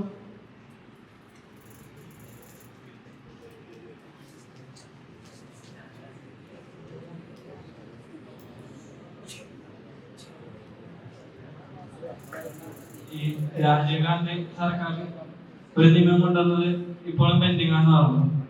പിന്നെ വഖഫുമായിട്ട് ഇപ്പൊ പുതിയ നിയമം വന്നപ്പോ ഇത് സ്റ്റേയിൽ വെച്ചേക്കാണ് അറിഞ്ഞിരിക്കുന്നത്.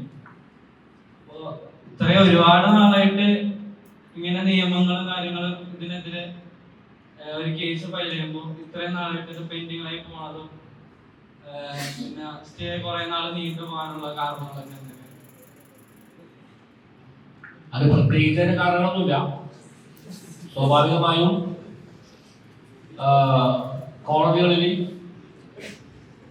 ഒരിപ്പോ ഞാനൊരു കേസ് കൊടുത്താൽ എനിക്ക് അനുകൂലമായി സ്റ്റേ കിട്ടി കഴിഞ്ഞാൽ പിന്നെ ഞാൻ ആ വഴിക്ക് പോകില്ല. കാരണം എനിക്ക് ചെയ്യേണ്ടത് അതാണ് പൊതുവെ വക്കീൽമാരുടെ രീതി. പക്ഷെ രാജ്യത്തെ സ്വാധീനിക്കുന്ന വലിയ വലിയ കേസുകൾ ഫയലാക്കുന്നു. ഇപ്പൊ നോക്കൂ, അപ്പൊ വഖഫ് ആക്ടിന്റെ അപകടകരമായ പ്രൊവിഷൻസ് ഒക്കെ സുപ്രീം കോടതി സ്റ്റേ ചെയ്തേക്കും. അപ്പൊ അതിന് ശരിക്കും പറയുമ്പോ ജീവനില്ല. അപ്പൊ പിന്നെ ആ കേസ് വേഗം അടുപ്പിച്ചിട്ട് വാദം കേട്ട് വിധി പറയിപ്പിക്കുമെന്നുള്ള ഒരു താല്പര്യം കേസ് കൊടുത്ത മുസ്ലിങ്ങൾക്ക് ഉണ്ടാവില്ല, സ്വാഭാവികമാണ്. പിന്നെ ഉണ്ടാവുന്ന കേന്ദ്രമാണ്. അപ്പൊ ഈ ഇത്തരം വിഷയങ്ങൾ മനഃപൂർവ്വമായ വീഴ്ചയല്ല, കേസുകളുടെ തിരക്കും സ്വാഭാവികമായുമുള്ള കേസുകളുടെ എണ്ണം മൂലം ഇതിങ്ങനെ നീണ്ടു പോകുന്നേ ഉള്ളൂ. അതിന് പ്രത്യേകിച്ചൊരു ഗൂഢ നീക്കമോ അല്ലെങ്കിൽ ഒരു മനഃപൂർവ്വമായ ഒരു വീഴ്ചയോ കോടതിയുടെ ഭാഗത്തു നിന്നും വിധിയും ഉണ്ടാവില്ല. അങ്ങനെ ഉണ്ടായതുകൊണ്ടല്ല. അങ്ങനെ ഒരുപാട് കേസുകൾ ഇപ്പോഴും പെൻഡിംഗ് ആണ്. ഇപ്പൊ ലാവണ്യ കേസുകൾ അപ്പീൽ കൊടുത്തിട്ട് 12 കൊല്ലമായി, ഇതുവരെ കേട്ടിട്ടില്ല. ഇപ്പൊ ബാബരി മസ്ജിദ് കേസ് എത്ര വർഷം കഴിഞ്ഞിട്ടാണ് അവസാനം വിധി വന്നത്? അത് ആദരാവുന്ന കക്ഷികള് മറുപടിക്കെല്ലാം തുടർ മറുപടിയും കൊടുക്കുന്ന പുറത്താണ് കേസിൽ പരിഗണിക്കുന്നത്. സുപ്രീം കോടതി രണ്ട് രീതിയിലുണ്ട്. ഒന്ന് ഹൈക്കോടതി ജഡ്ജിമാരെ സുപ്രീം കോടതി കൊളീജിയം ഉണ്ട്. സീനിയർ ജഡ്ജിമാരൊരു കമ്മിറ്റിയാണ് കൊളീജിയം. അവർ റെക്കമെൻഡ് ചെയ്യും. കേരള ഹൈക്കോടതിയിലെ ഇന്ത്യൻ ജഡ്ജിനെ സുപ്രീം കോടതി റെക്കമെൻഡ് ചെയ്യും. കേന്ദ്ര ഗവൺമെന്റ് എന്താക്കും? ആ ശുപാർശ അപ്രൂവ് ചെയ്തിട്ട് രാഷ്ട്രപതി കൊടുക്കും. രാഷ്ട്രപതി അത് ഒപ്പുവെക്കുന്ന പുറത്ത് ഹൈക്കോടതി ജഡ്ജി സുപ്രീം കോടതി ജഡ്ജാവും. രണ്ടാമത്തെ പ്രശ്നം സുപ്രീം കോടതി തന്നെ പ്രാർത്ഥിക്കുന്ന വക്കീലുമാണ്, പ്രഗത്ഭരായ വക്കീൽ. നരിമാനൻ അങ്ങനെ വന്നവരാണ് പ്രഗത്ഭരായ വക്കീൽമാരുണ്ട്. അവരുടെ പേര് ഈ കൊളീജിയം കേന്ദ്ര ഗവൺമെന്റ് റെക്കമെൻഡ് ചെയ്യും. കേന്ദ്ര ഗവൺമെന്റ് അപ്രൂവ് ചെയ്ത് രാഷ്ട്രപതിക്ക് രാഷ്ട്രപതി സൈൻ കഴിഞ്ഞാൽ സുപ്രീം കോടതി.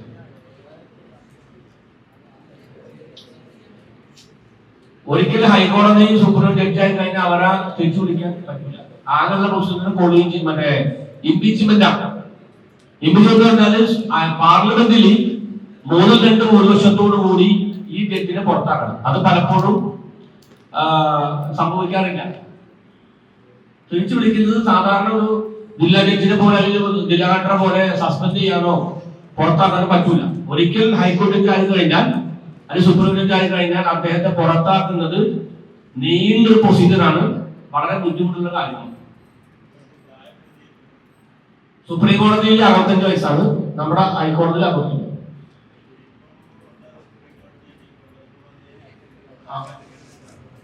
പ്രായമുള്ള വരില്ല.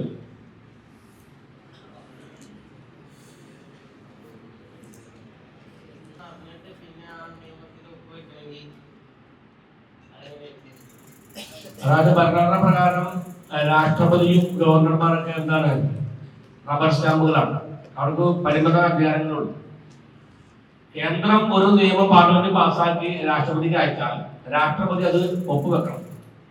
അത് തിരിച്ചയക്കാം, പക്ഷെ തിരിച്ചയച്ച് വീണ്ടും ആ നിയമം നിന്ന് അയച്ചാൽ പിന്നെ രാഷ്ട്രപതി ഒപ്പുവെക്കാൻ നിർബന്ധിതമാണ്. അതാണ് കഴിഞ്ഞ ദിവസം സുപ്രീം കോടതി പറഞ്ഞത്. രാജ്യത്ത് BJP വിരുദ്ധ സംസ്ഥാനങ്ങൾ, തമിഴ്നാട് പോലെ നമ്മുടെ കേരള സംസ്ഥാനം പോലെ കുറെ നിയമം ഉണ്ടായിരുന്നു. ഈ നിയമങ്ങളൊക്കെയും ഗവർണർമാർ ഒപ്പിട്ടില്ല, അത് പെൻഡിങ് വെച്ചു. അങ്ങനെ ഒറ്റപ്പാട് കുറവായപ്പോൾ കഴിഞ്ഞത് രാഷ്ട്രപതി അയച്ചു. അപ്പൊ ഇങ്ങനെ കുറെ BJP ഇതര സംസ്ഥാനങ്ങൾ, BJP ഇല്ലാത്ത സംസ്ഥാനങ്ങളിലെ നിയമസഭയിൽ പാസ്സാക്കിയ നിയമം, ഉദാഹരണത്തിന് കേരളത്തില് ചാൻസലർ ഗവർണറാണ്. നമ്മുടെ കേരള യൂണിവേഴ്സിറ്റി, ഈ എല്ലാ യൂണിവേഴ്സിറ്റികളുടെയും ചാൻസലർ ഗവർണറാണ്. ഈ ചാൻസലർ സ്ഥാനത്ത് ഗവർണർമാർ വേണ്ട എന്നൊരു നിയമം കേരള ഗവൺമെന്റ് പാസ്സാക്കി. ഈ നിയമം ഒപ്പിടാൻ വേണ്ടി ഗവർണർക്ക് അയച്ചു, ഗവർണർ ഒപ്പിട്ടില്ല. ഇതുപോലെ നീറ്റിനെതിരായിട്ട് തമിഴ്നാട് ഗവൺമെന്റ് നിയമം പാസ്സാക്കി, അത് പാസ്സാക്കിയത് ഗവർണർ ഒപ്പിട്ടില്ല. അപ്പൊ ഇങ്ങനെ ഒരു കൂട്ടം ഹർജികൾ, ഒരു കൂട്ടം നിയമങ്ങൾ ഒപ്പിടുവാൻ വേണ്ടി വിസമ്മതിച്ചപ്പോ അത് ചടങ്ങ് ചെയ്തുകൊണ്ട് സ്റ്റാലിൻ തമിഴ്നാട് CM സുപ്രീം കോടതി. അപ്പൊ സുപ്രീം കോടതി പറഞ്ഞു അങ്ങനെ നിയമം അനന്തമായി പിടിച്ചുകൊണ്ട അധികാരം ഗവർണർക്ക് ഇല്ല, ഗവർണർ ഒപ്പിട്ടേ മതിയാവും. Governor is duty bound to sign the law. ഇനി അങ്ങനെ സംശയം എന്താക്കണം, ഗവർണർ എന്താക്കാം, രാഷ്ട്രപതിക്ക് അയക്കാം. രാഷ്ട്രപതിക്ക് പോലും ഒരു പരിധിയിൽ കൂടുതൽ 3 മാസം പറ്റുള്ളൂ ഈ നിയമം പിടിച്ചു വെക്കാൻ പറ്റൂല എന്ന് സുപ്രീം കോടതി രാഷ്ട്രപതിയോട് പോലും കമന്റ് ചെയ്തു. അപ്പൊ അതിൽ പ്രകോപിതരായിട്ടാണ് BJPയുടെ രാഷ്ട്രപതി എന്തോ സുപ്രീം കോടതി എന്തോ ചീറ്റൊക്കെ പറഞ്ഞു. അപ്പൊ ശരിക്കും പറഞ്ഞാൽ അവർക്ക് പരിമിതമായ അധികാരങ്ങളുള്ളൂ. അവര് കേന്ദ്ര നിയമങ്ങൾ ഒപ്പിട്ടേ മതിയാവും. തിരിച്ചേക്കേണ്ട മോശം, പക്ഷെ വീണ്ടും അത് ഒപ്പിട്ട് വരും. രണ്ടാമത്തത്, ഈ ആദ്യ ചോദ്യത്തിന് ഉത്തരം രണ്ടാമത് പറയുന്നത്, നിയമം ഉണ്ടാക്കി കഴിഞ്ഞാൽ അതിൽ നിയമത്തിന്റെ വരും വരായകളെ പറ്റി ചിന്തിക്കേണ്ട കാര്യം രാഷ്ട്രപതിക്കില്ല. നിയമം ആരെയാണോ ബാധിക്കുന്നത്, ഏത് സമൂഹത്തിലെ പൗരന്മാരാണ് ബാധിക്കുന്നത്, അവരാണ് എന്താക്കുന്നത് ഈ നിയമം വ്യാഖ്യാനിക്കാൻ വേണ്ടി സുപ്രീം കോടതി പോകും. സുപ്രീം കോടതി എന്താക്കാം, സുപ്രീം കോടതിക്ക് നിയമം വ്യാഖ്യാനിക്കാൻ അധികാരമുണ്ട്. അതാണ് സഹോദരൻ പറഞ്ഞത്, ഒരു നിയമം വ്യാഖ്യാനിക്കാൻ സുപ്രീം കോടതിക്ക് അധികാരമുണ്ട്. ഇപ്പൊ നമ്മുടെ നാട്ടിൽ തന്നെ പാടിലാൻഡ് വെറ്റ്ലാൻഡ് എന്ന നിയമമുണ്ട്. അതായത് പാടം നികത്താൻ പാടില്ല. അപ്പൊ പാടം നികത്തുമ്പോ ഒരാൾക്ക് ഒരു 5 സെന്റ് മാത്രമേ ഉള്ളൂ നമ്മുടെ സംസ്ഥാനത്ത്. വേറെ ഈ ഭൂലോകത്ത് അയാൾക്ക് വേറെ ഒന്നുമില്ല, ആകെ 5 സെന്റ് ഉള്ളൂ. ഈ 5 സെന്റ് പാടമായി പോയി. അപ്പൊ ഇവിടെ എന്താക്കി, അത് നികത്താം എന്നൊരു പ്രൊവിഷൻ ബുക്കിലുണ്ട്, നിയമപുസ്തകത്തിലുണ്ട്. അപ്പൊ എന്താ വെച്ചാല് ഈ ഭൂമി മാഫിയ എന്താക്കും, ഭൂമി മാഫിയയില്ലേ, ലാൻഡ് മാഫിയ, അവരുണ്ടാക്കും ഒരേക്കർ സ്ഥലം വാങ്ങും. എന്താക്കും, അത് പറമ്പിൽ ഇല്ലാത്ത വഴിയെ പോണ ആളുകളുടെ പേരിൽ എഴുതി കൊടുക്കും 5 സെന്റ്. അപ്പൊ എന്തായി, അപ്പൊ ഞാൻ വഴിയെ വിളിക്കും, ലാൻഡ് മാഫിയ വിളിക്കും, 5 സെന്റ് തന്നെ. അപ്പൊ എഴുതിട്ടുണ്ട്, ഇതിനെ കൂടെ അപേക്ഷ കൊടുക്കും, ഇതൊന്നും എനിക്ക് പറമ്പില്ല, വീടില്ല, അപ്പൊ വീണ്ടും പെർമിഷൻ ഉണ്ട്. അങ്ങനെ ഈ പാടിലാൻഡിന്റെ സ്പിരിറ്റിനെ, അതിന്റെ ലക്ഷ്യത്തെ തകർക്കുന്ന രീതിയിൽ സംസ്ഥാന വ്യാപകമായി പാടം നികത്തി ലാൻഡ് മാഫിയ ഉണ്ടാക്കാൻ തുടങ്ങി. അപ്പൊ കോടതി വ്യാഖ്യാനിച്ച് പറഞ്ഞ് അങ്ങനെ പറ്റൂല. അവരുടെ കോടതി പുസ്തകത്തിൽ അങ്ങനെ ശരിയാണ്, പുസ്തകം പറ്റുമ്പോ ശരിയാണ്, 5 സെന്റ് പറമ്പുള്ളൂ, എനിക്ക് വീടുണ്ടാക്കാം. പക്ഷെ ഇതൊരു പതിവായി സംസ്ഥാനത്ത് വൻതോതിൽ പാടം നികത്താൻ തുടങ്ങി. ഒറിജിനൽ ആവശ്യക്കാരല്ല, ലാൻഡ് മാഫിയ, അതുകൊണ്ട് പണം ഉണ്ടാക്കുന്നതാണ്. അപ്പൊ ഹൈക്കോടതി ആ പ്രൊവിഷനെ വ്യാഖ്യാനിച്ചോട് പറഞ്ഞു, ഇത് പറ്റൂല. നിയമം ഉണ്ടായ സമയത്ത്, അതായത് ഈ നിയമം ഉണ്ടായ 2008 നിനക്ക് പറമ്പുണ്ടോ, അങ്ങനെ പറമ്പുണ്ടോ ആൾക്ക് മാത്രമേ ഈ ഇതിന്റെ എക്സെപ്ഷന്റെ ബെനിഫിറ്റ് കിട്ടുള്ളൂ. അങ്ങനെ ആ നിയമം വ്യാഖ്യാനിച്ചു, മറ്റേ വകുപ്പ് റദ്ദാക്കി. മനസ്സിലായോ? ഉദാഹരണം പറഞ്ഞു. അതുപോലെ നിയമം വ്യാഖ്യാനിക്കുന്ന അധികാരം ആർക്കുണ്ട്? സുപ്രീം കോടതിക്കും ഹൈക്കോടതിക്കും. അപ്പൊ ആ നിയമം വ്യാഖ്യാനിക്കുന്നത് കോടതിയിലാണ്, രാഷ്ട്രപതിയുടെ ഉത്തരവാദിത്വം. അതുകൊണ്ട് രാഷ്ട്രം എന്താക്കും, കിട്ടുമ്പോൾ പോലും അവരുടെ ഒപ്പിടും.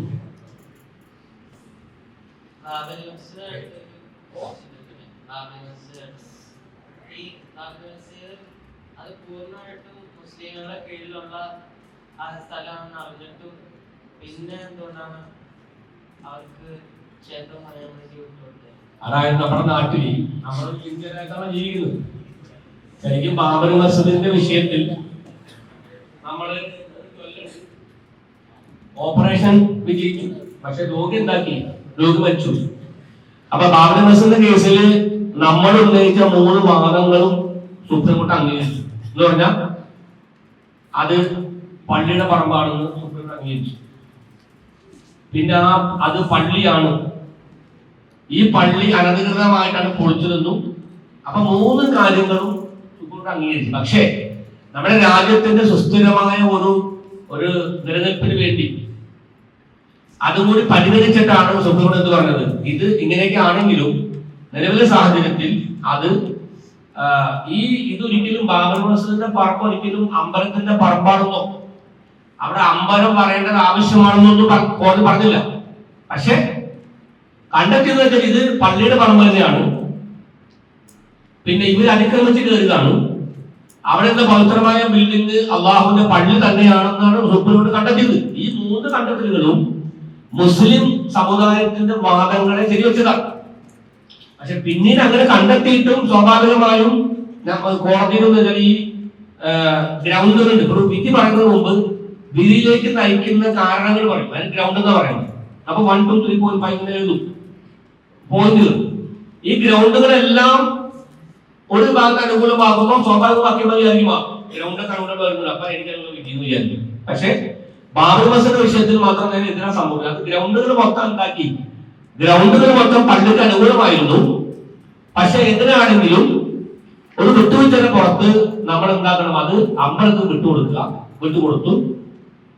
എന്നിട്ട് പള്ളി പണിയുവാൻ വേണ്ടി 5 ഏക്കർ സ്ഥലം കുറച്ച് മാറി നമുക്ക് അനുവദിച്ചു. അതിന്റെ സംഭവം നമ്മളിത് അതൊക്കെ നേരത്തെ പറഞ്ഞത്. അതായത് ആ വിധിയെ ശരിക്കും മുസ്ലിമീങ്ങൾ മനസ്സുകൊണ്ട് അംഗീകരിച്ചിട്ടില്ലെങ്കിലും നമുക്ക് അംഗീകരിക്കാൻ പറ്റൂല. കാരണം അത് നമുക്ക് പ്രോപ്പർട്ടിയാണ്, അത് അവിടെ പള്ളിയാണ്, നമുക്ക് അംഗീകരിക്കാൻ പാടില്ല. പക്ഷേ അങ്ങനെയാണെങ്കിൽ കൂടി നമ്മുടെ ഉലമാക്കളും ഉമറാക്കളും അവസാന നിമിഷം വരെ പോരാടുന്നതാണ്. നമ്മോട് പടച്ചു ചോദിക്കുന്നത് എന്താണ്? അവർ ചോദിക്കുന്നത് നീ എന്ത് ചെയ്യും?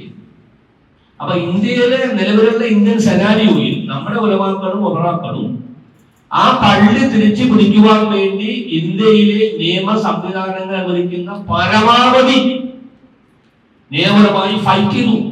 പക്ഷെ അൺഫോർച്ചുനേറ്റ്ലി ഫെയിൽ. അപ്പൊ നമ്മളെ സംബന്ധിച്ച് നമ്മളെന്ന് പറഞ്ഞാൽ മുസ്ലിം സംബന്ധിച്ചിടത്തോളം നമ്മുടെ ഉത്തരവാദിത്വം നമ്മൾ നിർവഹിച്ചു. പിന്നെ ജുഡീഷ്യറി ഒക്കെ ഒരു കുറ്റപ്പെടുന്നില്ല. കാരണം വെച്ചാൽ ഇങ്ങനെയൊക്കെ ആണെങ്കിൽ ഇന്ത്യൻ സെനാരിയോയിൽ ഇന്ത്യയുടെ നിലവിലെ സാഹചര്യത്തിൽ വേറെ മറിച്ചൊരു വിധി പറയാൻ സുപ്രീം കോടതിക്ക് കഴിഞ്ഞെങ്കിൽ വിചാരിക്കും. അങ്ങനെ വിധി പറഞ്ഞിട്ടുണ്ടെങ്കിൽ ബാബറി മസ്ജിദ് പൊളിച്ച സമയത്തിനേക്കാൾ ഭീകരമായ രീതിയിൽ എന്താക്കും ഇവിടെ വർഗീയ കലാപങ്ങളും പ്രശ്നങ്ങളും ലോ ആൻഡ് ഓർഡറിന്റെ പ്രശ്നം ഉണ്ടാവും. ഇന്ത്യ രാജ്യത്തിന്റെ ഒരു എന്താ പറയാ ഒരുപാട് പൗരന്മാർക്ക് ജീവൻ നഷ്ടപ്പെടാനും ഇന്ത്യയുടെ സ്വസ്ഥതയ്ക്കും ഇന്ത്യയുടെ മലയാളത്തിന് വലിയ ഭീഷണിയാകാൻ ചാൻസ് ഉണ്ടായിരുന്നു. അപ്പൊ അത് മുൻകൂട്ടി കണ്ടിട്ടാണ് ബാബറി മസ്ജിദ് കേസിൽ സുപ്രീം കോടതി വിധി പറഞ്ഞു. വിധിയിൽ എല്ലാ ജഡ്ജിമാർക്കും എന്താണ് ദൗർഭാഗ്യമെന്ന് പറയുന്നുണ്ട്. പക്ഷെ അവർക്ക് വേറെ ഓപ്ഷൻ ഇല്ലാത്ത കൊണ്ടാണ് നിലവിലുള്ള ഇന്ത്യൻ സെനാറിൽ അവർക്ക് ചെയ്യാൻ പറ്റുമായിരുന്നുള്ളൂ. അവർ ചെയ്തിട്ടുണ്ട്.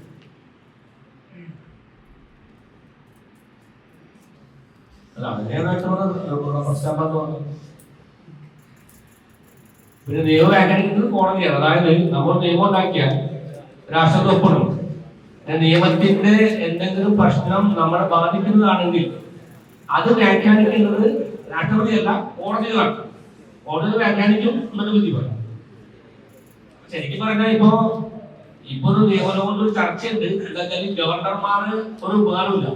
ഗവർണർമാര് സംസ്ഥാനത്തിന്റെ കോടിക്കണക്കിന് പണം ദുരുപയോഗം ചെയ്യുന്ന ഒരു റബ്ബർ സ്റ്റാമ്പ് അത് അവർക്കൊരു ഉപകാരമില്ല. പിന്നെ ഒരു പൊസിഷൻ ഇപ്പൊ നിയമസഭ നിയമം പാസ്സാക്കിയാൽ അവർ ഒപ്പിട്ടില്ലെങ്കിലും നിയമം സുപ്രീം പറഞ്ഞത്. അതുകൊണ്ട് പ്രത്യേകമായ അധികാരങ്ങളൊന്നും ആർക്കില്ല, ഗവർണർക്ക് ഇല്ല. അവിടെ ആ ഗവർണർ സ്ഥാനം തന്നെ മാറ്റണമെന്ന് പറഞ്ഞുകൊണ്ട് ഇപ്പൊ നിയമലോകത്ത് ചർച്ച നടക്കുന്നുണ്ട്.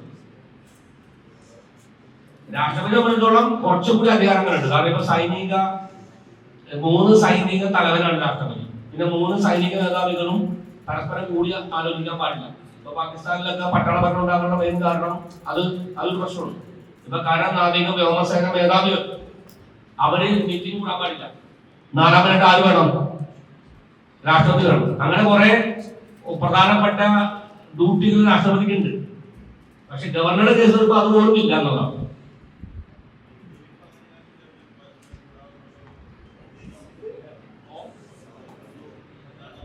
അല്ല അത് ഓരോ 3 സൈനിക മേധാവി കൂടി ഒരു കമാൻഡർ നിയമിച്ചിട്ടുണ്ട്. അത് ശരിക്കും പറഞ്ഞാൽ ഒരു ആക്ട് കൊണ്ടാക്കിയിട്ടുള്ള നിയമനമല്ല, ഒരു സർക്കുലർ മാത്രമാണ്.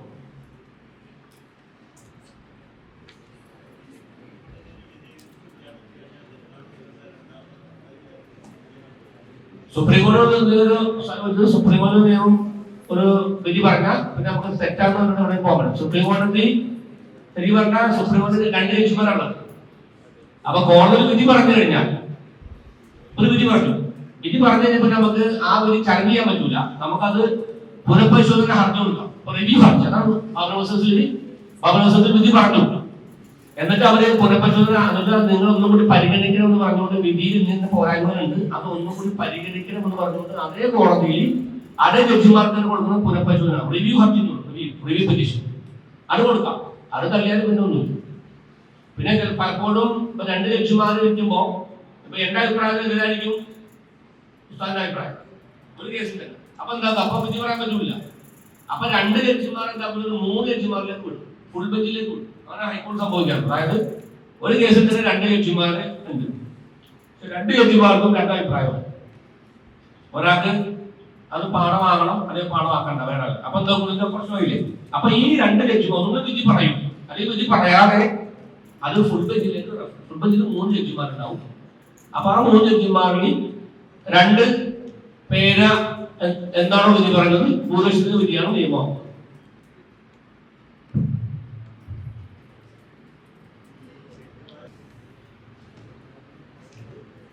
അതായത് ഇന്ത്യൻ ജുഡീഷ്യറി ശരിക്കും പറഞ്ഞാൽ നമ്മുടെ അനുഭവത്തിലും ഇപ്പൊ കേരള ഹൈക്കോടതിയിൽ തന്നെ 100% ജഡ്ജിമാർ നമുക്ക് അങ്ങനെ സംശയം പോലും ഇല്ലാത്ത നല്ല പെർഫെക്റ്റ് ജഡ്ജിമാരാണ്. പിന്നെ നമ്മൾ ഉത്തരേന്ത്യൻ ഇതിലൊക്കെ നമുക്ക് അങ്ങനെ പല അപശബ്ദം കേൾക്കുന്നുണ്ട്, പക്ഷെ നമുക്ക് തെളിവൊന്നുമില്ല. പിന്നെ സുപ്രീം കോടതി ജഡ്ജിമാര് ബാബർ മസൂദിൽ വിധി പറഞ്ഞെങ്കിലും ആ വിധി പറഞ്ഞതിന്റെ പേരിലല്ലേ ഇപ്പൊ നമ്മുടെ സംസ്ഥാനത്ത് റിട്ടയർഡായ പല ജഡ്ജിമാരുണ്ട്. അവർക്ക് ഗവൺമെന്റിനെതിരായ വിധി പറഞ്ഞ പല ജഡ്ജിമാരും പല സന്ദർഭങ്ങളിലും മനുഷ്യാവകാശ കമ്മീഷൻ ചെയർമാന്മാര് കേട്ട് ചെയർമാൻമാരുണ്ട്. അപ്പൊ അതുകൊണ്ട് സുപ്രീം കോടതി ജഡ്ജിമാരെ സ്വാധീനിക്കാൻ സാധ്യമല്ല. തന്നെയല്ല, ഈ ജഡ്ജിമാർ, അതായത് റിട്ടയർഡ് ജഡ്ജിമാര് നിയമിക്കപ്പെടണമെന്ന് പറയുന്ന കുറെ സംഭവങ്ങളുണ്ട്. ഇപ്പൊ മനുഷ്യാവകാശ കമ്മീഷൻ ചെയർമാൻ അല്ലെങ്കിൽ സർവീസ് മാറ്റിലിരിക്കുന്ന കോടതിയിലെ ചെയർമാനൊക്കെ റിട്ടയർഡ് ജഡ്ജിമാരാകണമെന്നാണ് പറഞ്ഞിട്ടുണ്ട്. അപ്പൊ അത്തരം പോസ്റ്റുകൾ നിയമിക്കുവാൻ വേണ്ടി നമുക്ക് റിട്ടയർഡ് ജഡ്ജിമാർ തന്നെ വേണ്ടിയുള്ളൂ. അപ്പൊ അത് സ്വാധീനിക്കുന്നതിൽ നമുക്ക് ഒരിക്കലും ഉണ്ടാക്കാൻ പറ്റില്ല, പറയാൻ പറ്റില്ല.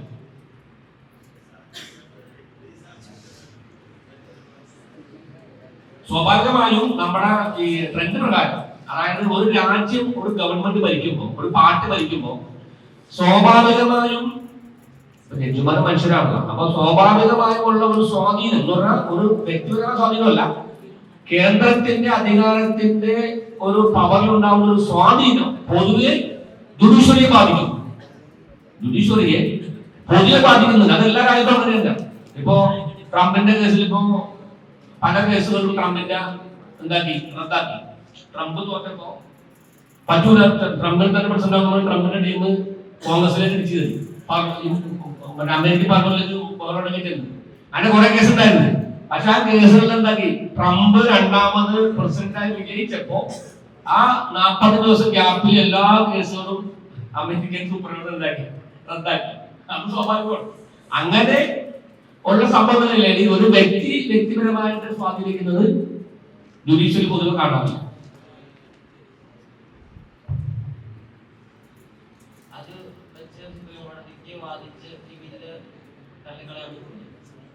അതുകൊണ്ടാണ് ഇപ്പോൾ സ്റ്റേ ചെയ്യുന്നത്. വഖഫിന്റെ അപകടകരമായ വകുപ്പൊക്കെ സുപ്രീം കോടതി സ്റ്റേ ചെയ്യുന്നത്.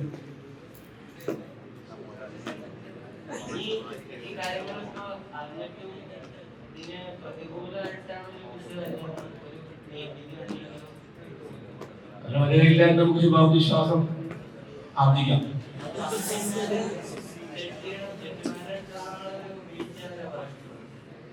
അല്ല, അങ്ങനെ അതായത് ഫണ്ടമെന്റൽ റൈറ്റിന്റെ മൗലികാവകാശ ലംഘനങ്ങൾ ഒരിക്കലും മറികടക്കാൻ ജഡ്ജിമാർക്ക് കഴിയില്ല. ഉദാഹരണമായിട്ട് ഇപ്പോ ഈ ഒരു പ്രാക്ടീസ് മുസ്ലിം ആയിട്ടുള്ള കാര്യമുണ്ടല്ലോ. അപ്പൊ അതെന്ന് പറഞ്ഞാല് നിയമപരമായിട്ട് എന്റെ കയ്യിലുള്ള സാധനം വേറെ കൊടുക്കുവാൻ വേണ്ടിയുള്ള ഒരു കൺട്രോളാണ്, ഒരു റെസ്ട്രിക്ഷനാണ്, ഒരു നിയന്ത്രണമാണ്. അപ്പൊ ഇത് നിയമമായി കഴിഞ്ഞാൽ പിന്നീട് ഇതുപോലുള്ള നിയമങ്ങൾ ഗവൺമെന്റ് ഉണ്ടാക്കും. ഉദാഹരണമായിട്ട് ഇടത്തല പഞ്ചായത്തിന്റെ സമീപമുള്ള പച്ചക്കറി കട, ആ പച്ചക്കറി കട പഞ്ചായത്തിന്റെ പരിധിയുള്ള ആർക്കും കൈമാറ്റം ചെയ്യാൻ പാടില്ല എന്നൊരു നിയമം കേരള നിയമസഭ ഉണ്ടാക്കുന്നില്ല, എത്ര മുനിസിപ്പൽ ഉണ്ടാക്കുന്നില്ല. അങ്ങനെ ഉണ്ടായി കഴിഞ്ഞാൽ അത് ഫണ്ടമെന്റൽ റൈറ്റിന്റെ വയലേഷൻ ആണെന്ന് പറഞ്ഞുകൊണ്ട് നമുക്ക് എന്താക്കാൻ പറ്റൂല. ഹൈക്കോടതിയിൽ പോയാൽ ഹൈക്കോടതി സുപ്രീം കോടതി വഖഫ് നിയമത്തിൽ ഇതുപോലത്തെ നിയമം അംഗീകരിച്ച് നമുക്ക് അംഗീകരിക്കാൻ പറ്റില്ല. മനസ്സിലായോ? അപ്പൊ ഈ വഖഫിന്റെ നിയമം സുപ്രീം കോടതി അംഗീകരിച്ചാൽ അത് വഖഫിനെയോ മുസ്ലിങ്ങളെയോ മാത്രമല്ല ഭാവിയിൽ ബാധിക്കാൻ പോകുന്നത്. ഇതുപോലെയുള്ള പ്രോപ്പർട്ടികൾ ഇപ്പൊ ചർച്ചിന്റെ ബില്ലിൽ പറയാം, ഇപ്പൊ എറണാകുളം സിറ്റിയിലുള്ള ഇന്ത്യന്റെ ചർച്ചുകൾ അത് കൈമാറ്റം പാടില്ലാത്ത നിയമസഭ ഉണ്ടാക്കി. അപ്പൊ അങ്ങനെ നിയമം ഉണ്ടാക്കുമ്പോ ചർച്ചുകാർക്ക് ഹൈക്കോടതി പോകാൻ പറ്റുമോ? അപ്പൊ ഹൈക്കോടതി ഇല്ല, ഇതുപോലത്തെ ഒരു നിയമത്തിന്റെ വകുപ്പ് 2025 വഖഫ് ആക്ടിലുണ്ട്, അത് പരിഗണിക്കുന്ന സുപ്രീം കോടതി ആ വകുപ്പ് റദ്ദാക്കിയിട്ടില്ല, അതുകൊണ്ട് ഇത് റദ്ദാക്കാൻ പറ്റുന്നു. അപ്പൊ എന്ന് പറഞ്ഞാൽ ഇത് മുസ്ലിങ്ങൾക്ക് മാത്രമോ വഖഫിന് മാത്രമോ അല്ല ഭാവിയിൽ അപകടം. ഇത് ഇന്ത്യയിലെ എല്ലാ പൗരന്മാർക്കും അപകടകരമായ നിയമത്തിന്റെ വകുപ്പ് അതിനകത്തുണ്ട്. ഇതിനെ വ്യാഖ്യാനിച്ചുകൊണ്ട് ഈ നിയമത്തിന്റെ മറപടിച്ചുകൊണ്ട് പിന്നീട് പല സംസ്ഥാനങ്ങളും കേന്ദ്രം തന്നെ വേറെ നിയമങ്ങൾ വേറെ സമുദായത്തിനോ വേറെ സമൂഹത്തിനെതിരെ ഉണ്ടാക്കാൻ സാധ്യത.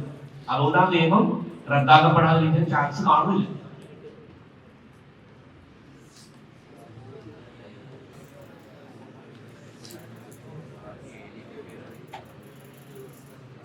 വേറെ എന്തെങ്കിലും ഉണ്ടാവും? നിങ്ങൾ നിയമപരമായിട്ട് പഠിക്കണം. കാരണം മുഹമ്മദ് അലി ജിന്ന ഇന്ത്യയിൽ ബിസിനസ് പഠിക്കാൻ പോയി. അങ്ങനെ പഠിക്കാൻ പോയപ്പോ അദ്ദേഹം ബിസിനസ് ബോംബെയിലുള്ള വീട്. അങ്ങനെ ബിസിനസ് പഠിക്കാൻ പോയപ്പോൾ അദ്ദേഹം ഒരു കൗതുകത്തിന് വേണ്ടി ലണ്ടൻ ജില്ലാ കോടതിയിൽ കയറി. ലണ്ടൻ ജില്ലാ കോടതി പഴയ കോടതിയാണ്. അപ്പൊ കോടതിയുടെ ഫ്രണ്ടിൽ കരിങ്കല്ലുകൊണ്ടൊരു ഫലമുണ്ട്. കരിങ്കല്ലുകൊണ്ട് ഫലം വെച്ചിട്ടുണ്ട്, ലോകത്തെ നിയമ നിർമ്മാതാക്കൾ, world famous law enactment of world famous. അപ്പൊ ലോകത്ത് പ്രഗത്ഭരായ നിയമം ഉണ്ടാക്കിയ ആളുകളോട് ഒരു പേര്. ഇതിന്റെ അടിയിൽ ഒന്നാമത്തെ പേര് മൂപ്പര് കണ്ടു, ദ പ്രൊഫറ്റ് മുഹമ്മദ് സല്ലല്ലാഹു അലൈഹി വസല്ലം. അപ്പൊ ഇങ്ങനെ സംഭവം ഉണ്ടോ? ലോകത്ത് നിയമം ഉണ്ടാക്കിയ പ്രഗത്ഭരിൽ ഒന്നാമത് നമ്മുടെ നബിയാണ്. അങ്ങനെയാണ് മുഹമ്മദ് അലി ജിന്ന സാഹിബ് നിയമം പഠിക്കുവാൻ വേണ്ടി ബിസിനസ്